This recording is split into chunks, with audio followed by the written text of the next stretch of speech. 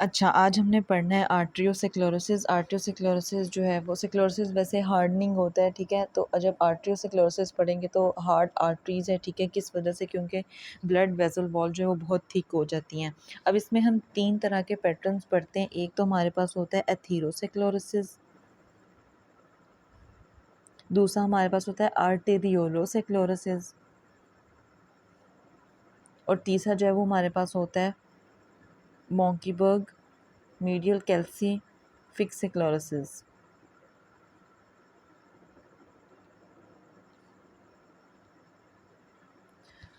अच्छा, अब हमारे पास जो वो अथीरोस्क्लेरोसिस, इसमें क्या होता है, ये ज़्यादातर हम लार्ज और मीडियम जो ब्लड वेसल्स हैं ना उनको अफेक्ट करता है। और आर्टेरियोलोस्क्लेरोसिस जो है वो हमें जो है वो आर्टरियोल्स की अगर हार्डनिंग हो जाए या उन वेसल वॉल्स की, तो उसको जो है वो हम कहते हैं कि ये हमारे पास आर्टेरियोलोस्क्लेरोसिस है। और जो हमारे पास मौकेबक मीडियल कैल्सिफिक स्क्लेरोसिस है, इसमें हमारे पास क्या होता है कि जो मीडियम साइज्ड आर्टरीज़ होती हैं ना उनकी जो पार्ट होता है, एक मस्कुलर पार्ट होता है, वेसल वॉल का ही पार्ट है, वो जो है उस वहाँ पे कैल्सिफिकेशन हो जाती है उसकी, वो भी हम पढ़ते हैं सारा। सबसे पहले अथीरोस्क्लेरोसिस पढ़ते हैं। ये क्या होता है, इसमें हमारे पास एक इंटीमल प्लैक बन जाता है जो कि ब्लड फ्लो को ना ऑब्स्ट्रक्ट करता है। ऐसे ब्लड वेसल है, ठीक है, तो यहाँ पे एक ना इंटीमल ब्लड वेसल के अंदर ही एक प्लैक बन जाएगा जिसकी वजह से हमारा जो ब्लड फ्लो है ना उसको ये ऑब्स्ट्रक्ट करेगा, जाने नहीं देगा आगे या कम जाने देगा। consist of a necrotic lipid core with a fibromuscular cap often undergoes dystrophic calcification। अब वो कह रहा है कि वो किस किस चीज़ पे consist होता है कि हमारे पास इसके अंदर जो ये प्लैक होता है इसके अंदर हमारे पास लिपिड्स प्रेजेंट हैं, ठीक है। और नेक्रोटिक लिपिड्स यानी उनकी नेक्रोसिस भी हुई है साथ में। और कोलेस्ट्रॉल ऑफ कोर्स इसके अंदर होगा, ठीक है, with a fibro muscular cap. और इसके ऊपर जो है वो हमारे पास फाइब्रो मस्कुलर कैप जो है वो प्रेजेंट होती है। इसमें हमारे पास लार्ज और मीडियम आर्टरीज होती हैं जैसे कि abdominal iota, coronary artery, popliteal artery और इंटरनल कैरोटिड आर्टरी वगैरह, ठीक है, ये ज़्यादा अफेक्ट होती हैं। अब इसमें रिस्क फैक्टर्स जो हैं वो देख लेते हैं कि ये किन किन कॉजेज़ से मुराद ये कि कौन सी चीज़ें जो है वो इंक्रीज़ कर देती हैं इसके रिस्क को। रिस्क में हम 2 चीज़ें पढ़ेंगे, एक हमारे पास होते हैं कि मॉडिफाइएबल रिस्क फैक्टर्स और एक होते हैं कि non modifiable risk factors. Modifiable वो होते हैं जिनको हम चेंज कर सकते हैं, ठीक है, और जो नॉन मॉडिफाइबल होते हैं उनको हम चेंज नहीं कर सकते, वो उस तरह से ही रहते हैं, ठीक है। अब जो मॉडिफाइबल रिस्क फैक्टर्स हैं वो कौन कौन से हो सकते हैं हमारे पास, जो है वो ये हाइपरटेंशन की वजह से हो सकती है, हाइपरटेंशन की वजह से और इसके अलावा हमारे पास हाइपर कोलेस्ट्रीलीमिया, अगर हमारे जो कोलेस्ट्रोल है वो इंक्रीज़ हुआ हुआ है ब्लड के अंदर तो हो सकता है। और एचडीएल जो है वो कम करता है इसके रिस्क को, लेकिन एलडीएल जो है वो ज़्यादा करता है। फिर अगर स्मोकर है कोई, ठीक है, स्मोकिंग, और दूसरी तीसरी चीज़ जो है हमारे पास डायबिटीज़ आती है। अब ये चीज़ें जो हैं हम इनको चेंज कर सकते हैं, ठीक है, हाइपरटेंशन उस पे हम कंट्रोल कर सकते हैं, हम हाइपर कोलेस्ट्रीलीमिया को कंट्रोल कर सकते हैं, हम स्मोकिंग जो है वो क्विट कर सकते हैं, हम डायबिटीज़ जो है वो उसकी मेडिसिन ले सकते हैं। तो ये जो है वो हो सकते हैं। जो हमारे पास नॉन मॉडिफाइबल का जो फैक्टर्स हैं वो हमारे पास कौन कौन से आते हैं, उसमें हमारे पास जो है वो एज आएगी सबसे पहले, ठीक है। Number and severity of legends increase with age, age के साथ साथ जो है वो इंक्रीज होता है। फिर हमारे पास जो है वो जेंडर आ जाएगा, हमारे पास मेल्स के अंदर जो है ना ये ज़्यादा होता है, ठीक है, और पोस्ट मिनोपॉजल जो फीमेल्स होती हैं ना उसके अंदर होता है। फिर हमारे पास जो है वो फैमिली हिस्ट्री आ जाएगी, फैमिली हिस्ट्री फैमिली फिर हमारे पास फैमिली हिस्ट्री आ जाएगी। फैमिली हिस्ट्री जो है वो सबसे ज़्यादा इसका रिस्क है एथेरोस्क्लेरोसिस का या आर्टरियोस्क्लेरोसिस का। पैथोजेनेसिस हमारे पास क्या होगी कि हमारे पास ऐसे एंडोथेलियम है, ब्लड वेसल की जो है वो वॉल है वो डैमेज होगी, जिसकी वजह से क्या होगा कि लिपिड जो है वो अंदर आना शुरू हो जाएगा, इंटिमा के अंदर जो है वो लीक होना शुरू हो जाएगा। इस लिपिड्स जो हैं वो ऑक्सीडाइज होंगी, उनकी ऑक्सीडेशन होगी, वो जो है मैक्रोफेजेस आएंगे उनको खा लेंगे, ठीक है, मैक्रोफेजेस आएंगे उनको खाएंगे। जब ऑक्सीडेशन होगी तो यहाँ पे हमारे पास जो है वो रिसेप्टर्स प्रेजेंट होते हैं, स्कैवेंजर रिसेप्टर्स।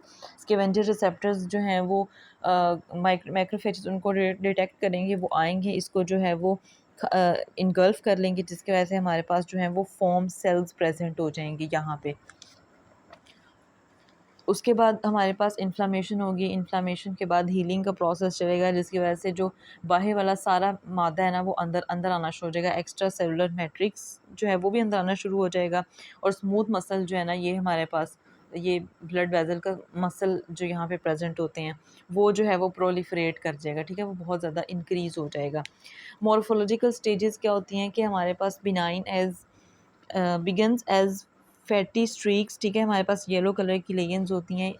जैसे ये इंटीमा है, इंटीमा के अंदर हमारे पास जो है वो येलो कलर की फैटी स्ट्रीक्स बनना शुरू हो जाती हैं लिपिड लेडन मैक्रोफेजेस की, ठीक है, और ये ज़्यादातर टीन एजिंग में जो है वो स्टार्ट हो जाता है। फिर कॉम्प्लिकेशंस देखते हैं, हमारे पास कॉम्प्लिकेशंस क्या आती हैं। हमारे पास क्या होता है कि अगर मीडियम साइज्ड वेजल्स है ना, मीडियम साइज्ड वेसल अगर उनकी स्टीनोसिस हुई हुई है, वहाँ पे स्टीनोसिस हो जाती है, क्योंकि हमने यही पढ़ा ना हार्डनिंग होती है, हार्डनिंग की वजह ही ये होती है स्टीनोसिस वगैरह। स्टीनोसिस होती है तो मीडियम साइज्ड वेसल की हमारे पास जो ब्लड फ्लो है ना वो डिक्रीज़ हो जाता है। जैसे अभी हमने हाइपरटेंशन के बारे में भी पढ़ा था कि हाइपरटेंशन के अंदर भी स्टीनोसिस होती है तो ब्लड फ्लो जो है वो डिक्रीज़ होता है। जब ब्लड फ्लो डिक्रीज़ हो जाएगा या इम्पेयर्ड हो जाएगा तो इस्कीमिया होगा, ऑफ कोर्स एस्कीमिया होगा, तो फिर हमारे पास जो है वो तीन चीज़ें होंगी। एक तो हमारे पास जो वो पेरिफेरल वास्कुलर रेजिस्टेंस होगी, पेरिफेरल वास्कुलर रेजिस्टेंस, और दूसरा हमारे पास एंजाइना होगी। एंजाइना अगर कोरोनरी आर्टरी के अंदर स्टीनोसिस हुई है तो एंजाइना होगा हार्ट के अंदर, ठीक है।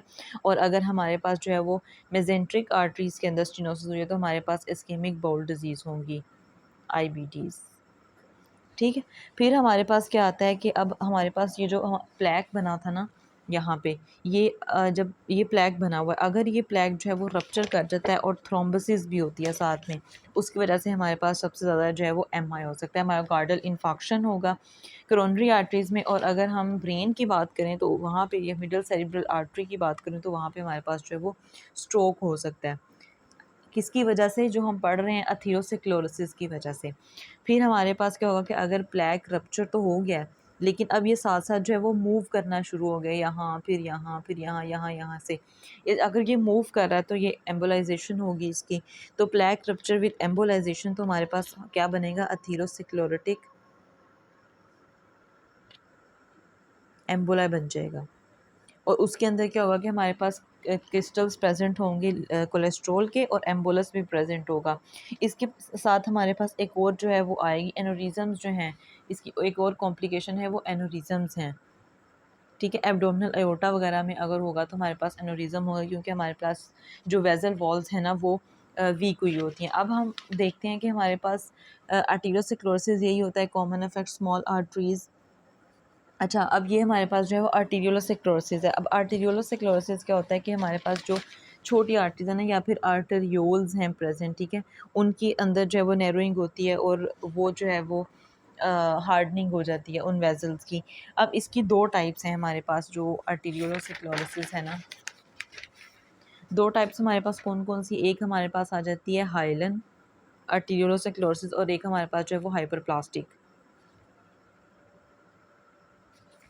अच्छा, जो हाइलन आर्टेरियोस्क्लेरोसिस है ना, ये ज़्यादातर क्या होता है कि इसके अंदर प्रोटीन जो है ना वो लीक करना शुरू हो जाती है। जब जब प्रोटीन इंटिमा के अंदर जो है वो लीक करना शुरू हो जाएगी वेजल वॉल के अंदर, तो उस टाइम पे जो हमारे पास आर्टेरियोस्क्लेरोसिस है ना वो ये हाइलन होगी। तो प्रोटीन लीकेज जिसकी वजह से क्या होगा कि थिकनिंग हो जाएगी, थिकनिंग होगी तो वहाँ पे हमारे पास हमें नज़र आएंगे कि पिंक हायालिन जो है ना वो हमें नज़र आएंगे, हायालिन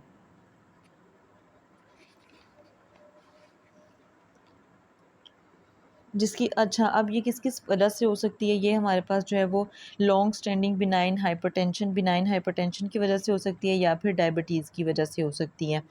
result in reduced vessel calibre, इसके अंदर वेजल कैलिबर डिक्रीज़ हो जाता है, एंड ऑर्गन एस्कीमिया हो सकता है, ठीक है। और ये हमारे पास ज़्यादातर जो है वो ग्लोमेरुलर स्कारिंग प्रोड्यूस करती है। जब हमारे पास ग्लोमेरुलर स्कारिंग होगी तो हमारे पास आर्टेरियोलर नेफ्रोस्क्लेरोसिस होती है, ठीक है, जो कि हमारे पास सी के डी क्रोनिक किडनी डिजीज़ जो है या क्रोनिक रीनल फेलियर की तरफ जो है वो ले जाती है। अब जो हमारे पास हाइपर प्लास्टिक है, हाइपर प्लास्टिक में क्या होता है कि ऑफ कोर्स वेजल वॉल की थिकनिंग तो होती है, लेकिन स्मूथ मसल जो है ना उन वो हाइपर प्लास्ट हो जाते हैं, ठीक है, उनका हाइपर प्लाजिया हो जाता है और हमारे पास अनियन लाइक अपीयरेंस होती है। ये इनके डिफरेंस है, ठीक है, ये इसमें पिंक हाइलिन जो है वो हमें नज़र आता है और यहाँ पे हमारे पास अनियन लाइक अपीयरेंस हो जाती है। Reduced in results in reduced vessel calibre with, इसमें भी हमारे पास एंड ऑर्गन इस्कीमिया होता है और वेसल जो है वो उसका कैलिबर डिक्रीज़ हो जाता है। May lead to fibrinoid necrosis of the vessel with wall with haemorrhage, इसमें हेमरेज हो सकता है। Classically causes acute renal failure with the characteristic flea bitten appearance, ये हमारे पास जो है वो एक्यूट रीनल फेलियर जो है वो करा सकता है। एक्यूट रीनल फेलियर, यहाँ पे हमने कहा था कि क्रोनिक रीनल फेलियर होगा, लेकिन यहाँ पे एक्यूट रीनल फेलियर हो सकता है और इसमें हमारे पास जो है वो फिब्राइड नेक्रोसिस होती है। और अगर हम उसकी देखें किडनी को, तो वो हमें ऐसे नज़र आएगी कि फ्ली बाइटन अपीयरेंस होगी उसकी।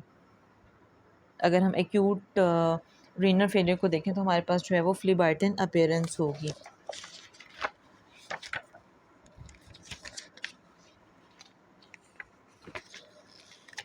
फिब्रिनॉइड नेक्रोसिस हमारे पास क्या होता है कि फिब्रिनॉइड नेक्रोसिस, एक चीज़ हमने भी यहाँ पढ़ी कि फिब्रिनॉइड नेक्रोसिस होता है। तो फिब्रिनॉइड नेक्रोसिस क्या होता है? नेक्रोसिस होता है सेल डेथ, ठीक है। तो नेक्रोसिस नेक्रोटिक डैमेज होता है ब्लड वेसल वॉल का, ठीक है। प्रोटीन्स जो हैं वो लीक करती हैं, यानी जो हमारे पास फाइब्रिन प्रेजेंट होता है ना, वो वेसल वॉल के अंदर चला जाता है। जब वेसल वॉल में जाता है तो हमारे पास ब्राइट पिंक स्टेनिंग नज़र आती है, अगर हम उसको वहाँ पे देखें माइक्रोस्कोप पे ना। Characteristic of malignant hypertension and vasculitis, तो ये हमारे पास जो है वो मैलिग्नेंट हाइपरटेंशन की वजह से, यहाँ हमने बेनाइन का पढ़ा, यहाँ पे जो मैलिग्नेंट हाइपरटेंशन की वजह से होती है। वेस्कुलाइटिस में ऑफ कोर्स वेसल्स की जहाँ इन्फ्लामेशन हुई होगी वहाँ पे होगी, तो जो फिब्रिन है ना वो लीक करना शुरू हो जाता है। तो इस वजह से ये मोस्टली हमारे पास जो है वो हमें हाइपरप्लाजिया जो है वो फिब्रिनॉइड नेक्रोसिस में मिलता है, ठीक है। उसके बाद हमारे पास एक रह जाता है, वो हमारे पास मॉन्कीबर्ग मीडियल कैल्सिफिक सिक्लोरोसिस रह जाती है। इसमें क्या होता है कि कैल्सिफिकेशन हो जाती है किसकी, of the media of muscular medium size arteries की, नॉन ऑब्स्ट्रक्टिव होती है, ठीक है। ये ऑब्स्ट्रक्शन कॉज जो है वो नहीं कराती, नॉट क्लिनिकली इतनी इंपॉर्टेंट नहीं है, seen as an incidental finding on x-ray और मेमोग्राफी जो है वो हमें नज़र आती है, कोई इतनी इंपॉर्टेंट नहीं है। यहाँ से एक दफ़ा देख, यहाँ से जो है वो हम एक बार देख लेते हैं। अनकॉमन है, affects medium size arteries, calcification of internal elastic lamina या मीडिया ऑफ द आर्टरीज को, जिसकी वजह से वास्कुलर स्टिफनिंग हो जाएगी बगैर किसी ऑब्स्ट्रक्शन के। पाइप स्टेम जो है वो हमें नज़र आएगा अपीयरेंस एक्सरे के ऊपर इस तरह से, does not obstruct blood flow को, ये ऑब्स्ट्रक्ट जो है वो नहीं करेगी और इंटीमा जो है वो इसमें इन्वॉल्व नहीं होगी। इसमें हम मीडिया या फिर लेमिना के बारे में बात करेंगे। जो हमारे पास इंटीमा है वो ऊपर दोनों के अंदर जो है वो इन्वॉल्व